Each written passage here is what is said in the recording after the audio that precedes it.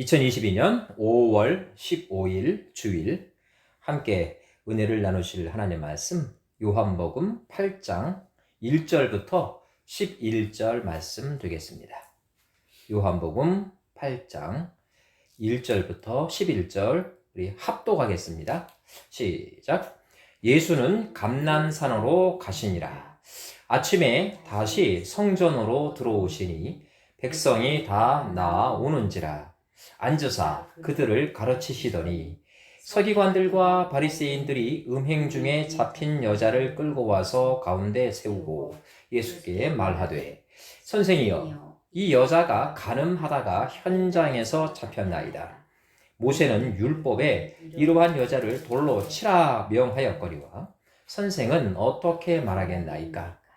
그들이 이렇게 말하면 고발할 조건을 얻고자 하여 예수를 시험함이러라. 예수께서 몸을 굽히사 손가락으로 땅에 쓰시니 그들이 묻기를 마지 아니하는지라. 이에 일어나 이르시되 너희 중에 죄 없는 자가 먼저 돌로 치라 하시고 다시 몸을 굽혀 손가락으로 땅에 쓰시니 그들이 이 말씀을 듣고 양심의 가책을 느껴 어른으로 시작하여 젊은이까지 하나씩 나가고 오직 예수와 그 가운데에 섰는 여자만 남았더라. 예수께서 일어나서 여자 외에 아무도 없는 것을 보시고 이르시되 여자여 너를 고발하던 그들이 어디 있느냐? 너를 정죄한 자가 없느냐? 대답하되 주여 없나이다. 예수께서 이르시되 나도 너를 정죄하지 아니하노니 가서 다시는 죄를 범하지 말라 하시니라.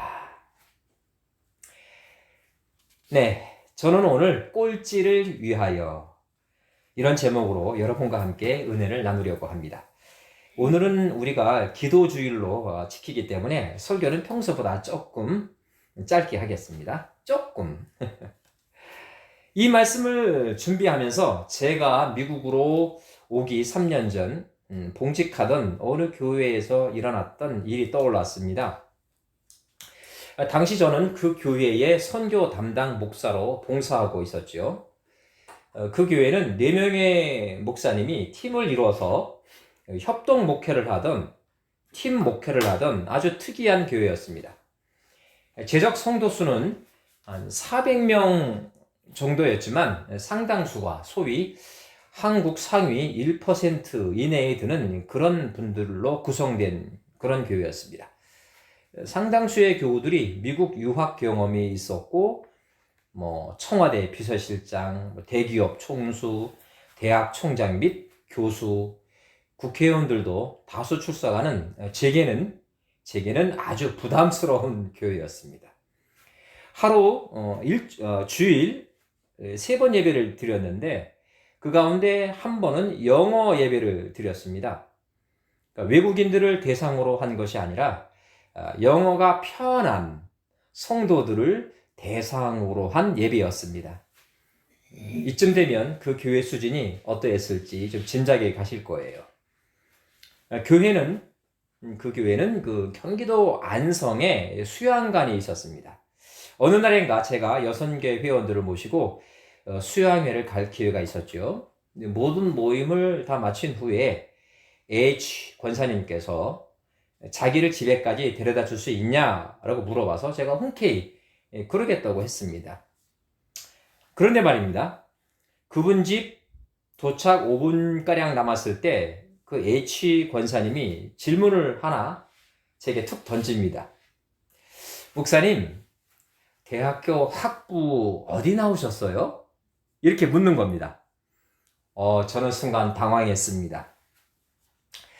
하지만 목사가 거짓말을 하면 안 되잖아요. 그래서 대답했죠. 네, S대에 나왔습니다. 라고 했습니다. 여러분이 상상하는 초인류 그 S대 아닙니다. 오해 없게 바랍니다. H 권사님의 얼굴이 좋지 않게 변합니다.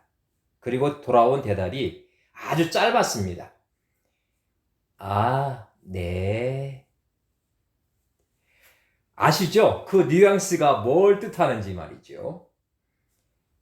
2022년 5월 현재 지금 그 교회는 대학 총장 출신 담임 목사를 모시는 와중에 내분이 일어나서 교우 간의 고소고발이 오가고 있고 한국 교계에 큰 근심거리가 되고 있습니다.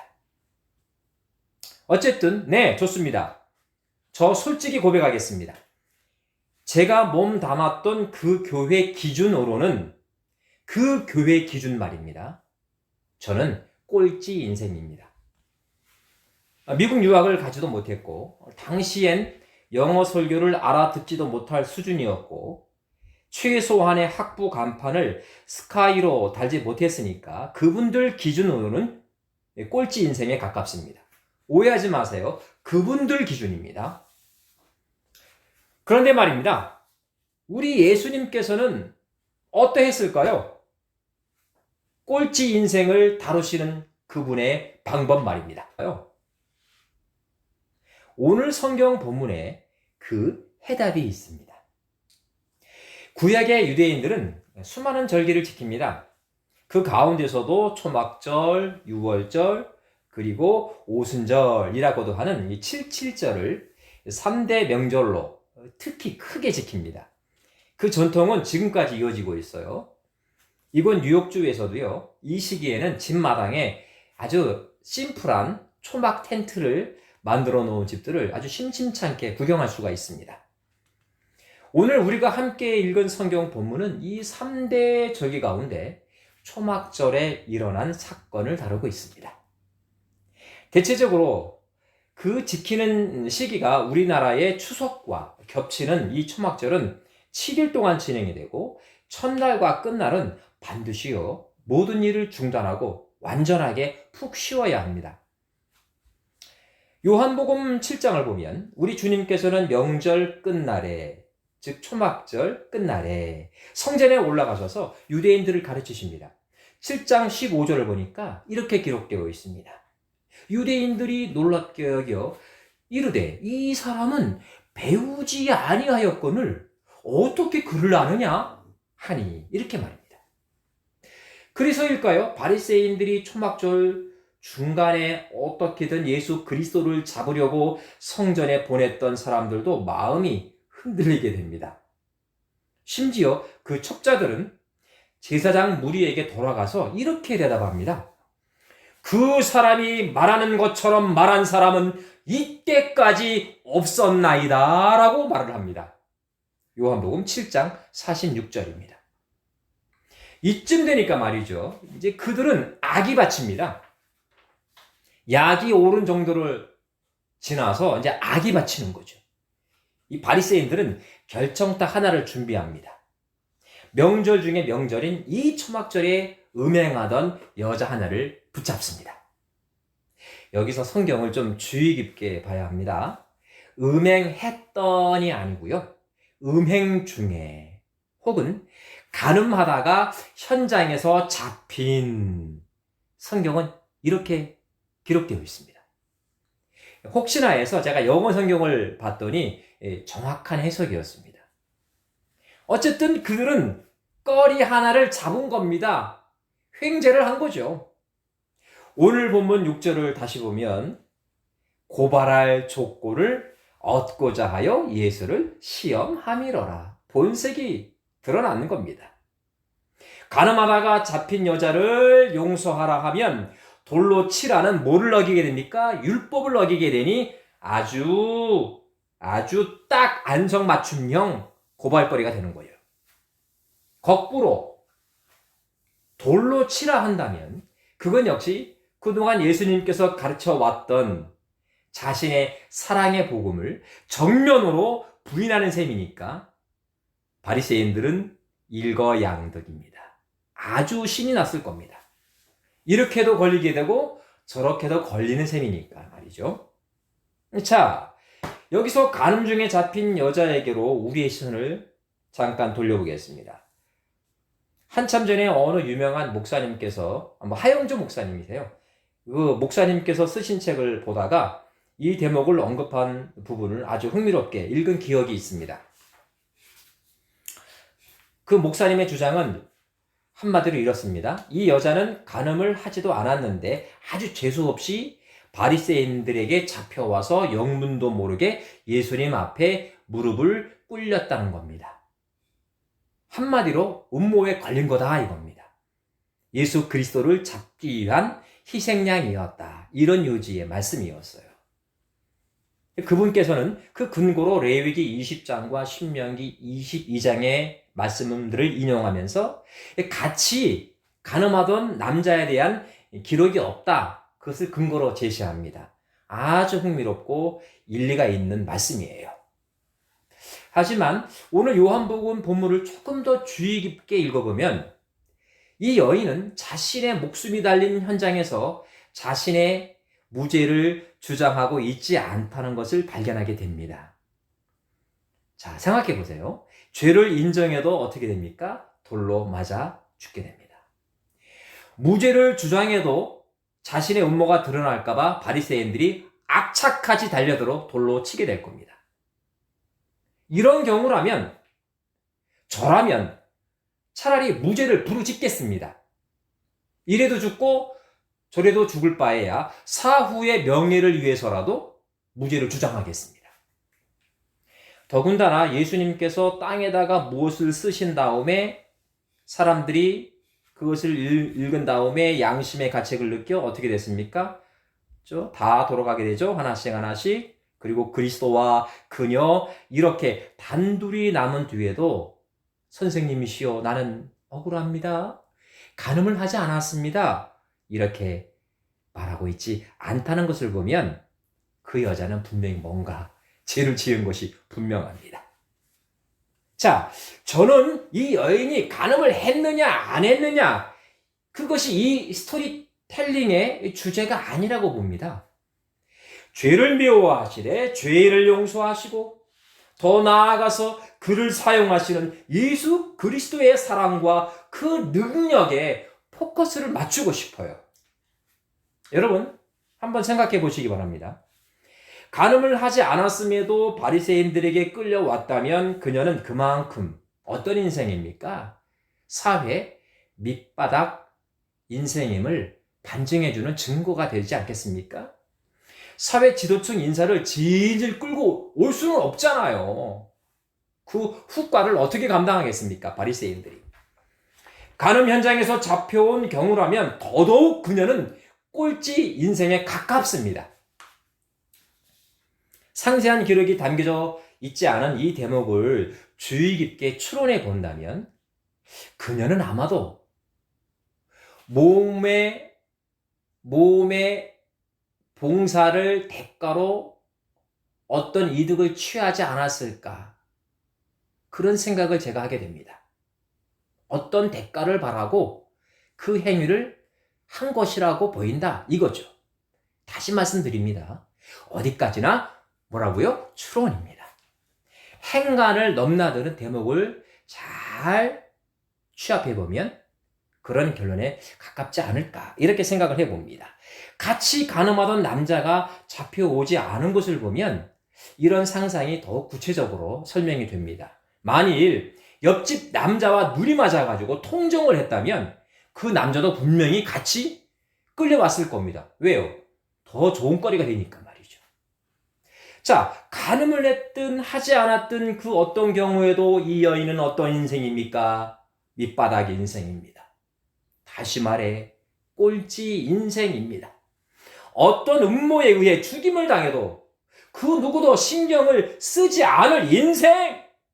그런 삶을 살았거나 자신의 몸을 팔아야 하루 한 끼를 해결할 수 있는 그런 인생이었지 않았을까 이런 생각이 듭니다. 우리 주님께서는 이 꼴찌 인생을 어떻게 다루셨을까요?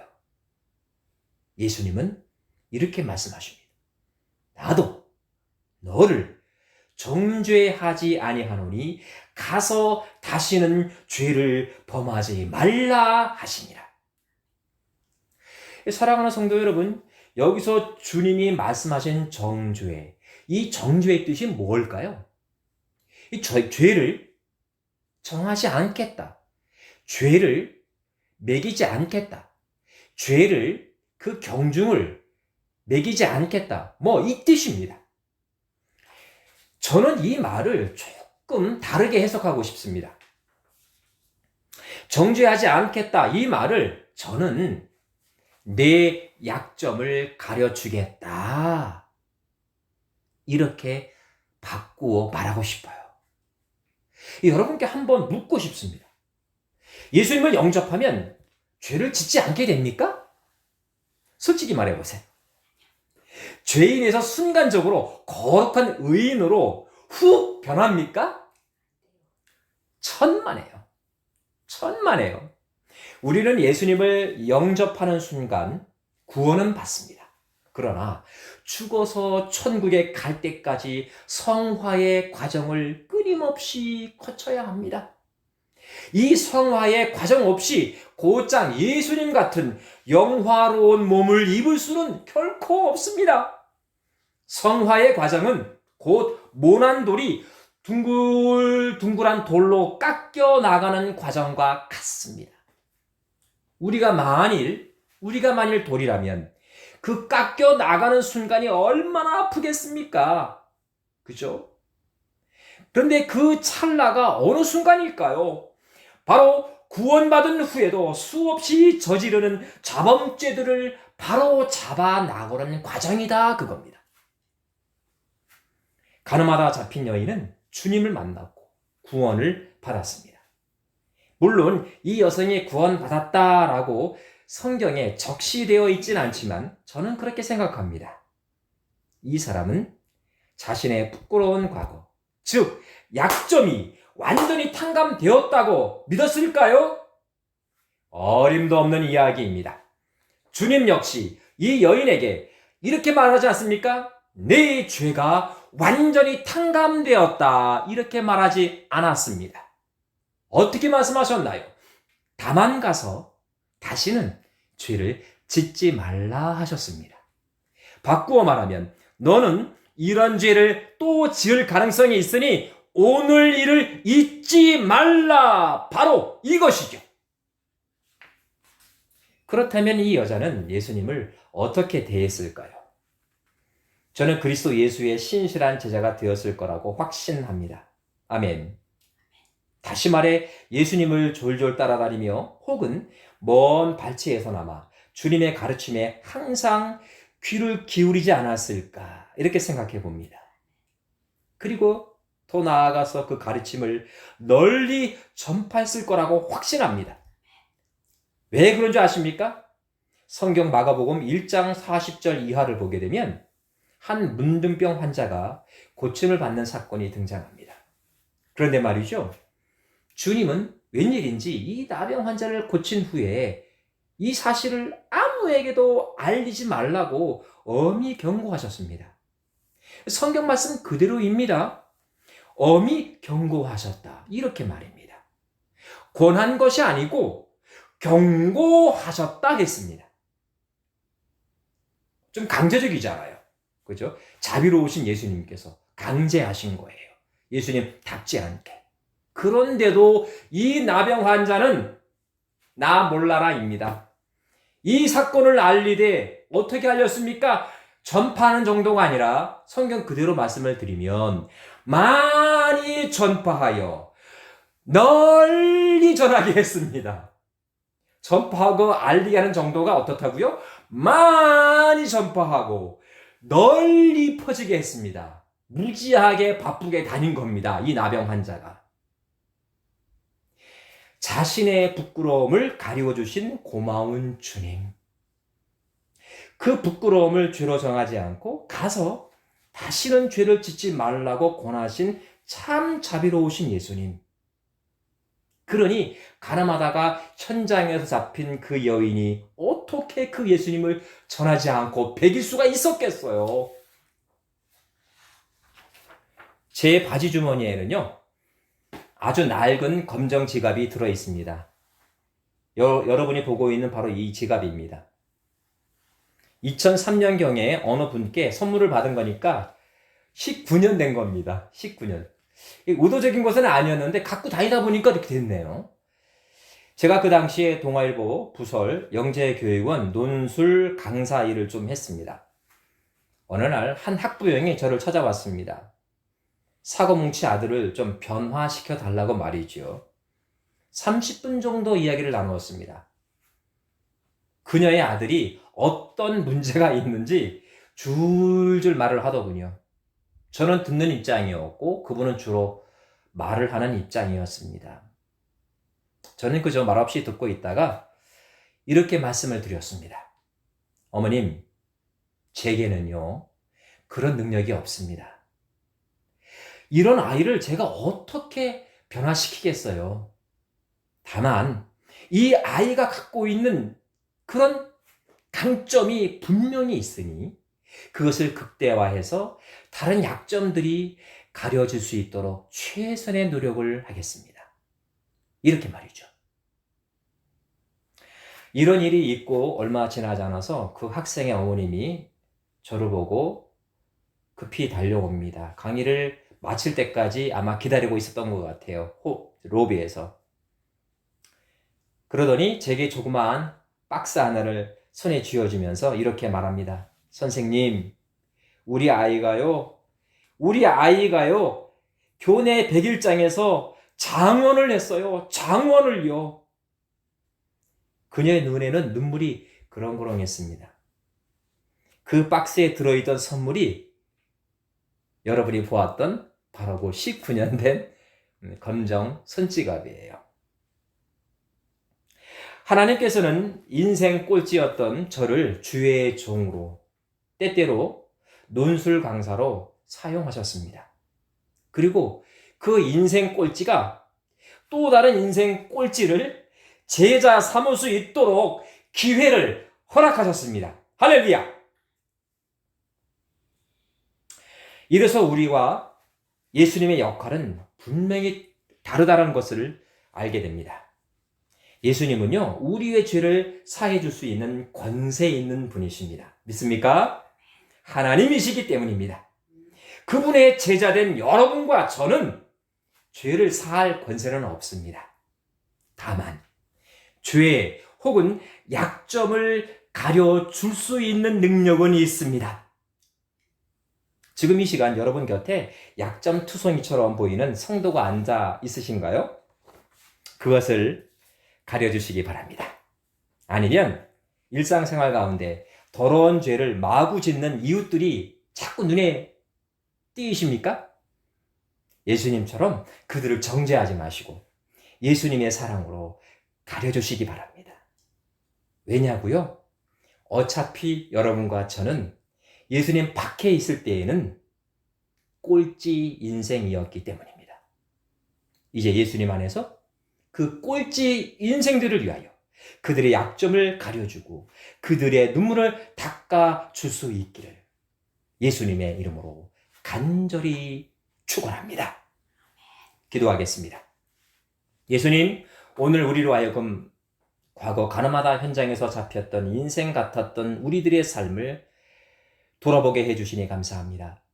이 시간 가서 다시 이런 죄를 짓지 말라 하신 예수님의 음성이 우리 귀에 여전히 쟁쟁하게 울리고 있는지 돌아보게 해 주옵소서. 약점 투성이인 우리가 다른 사람들을 향해 독한 말로 비판하고 있지는 않는지 나 자신을 성찰할 수 있도록 해 주옵소서. 적어도 다가오는 한 주간만큼은 눈에 띄는 약점을 가진 사람들을 향해서 자비의 손길을 내밀어 줄 수 있는 우리 모두가 되게 해 주옵소서. 그리하여 그 사람들을 주님의 신실한 제자로 만들어낼 수 있는 그런 기회를 우리 모두가 얻게 하여 주옵소서. 예수님의 이름으로 간절히 기도드리옵나이다. 아멘.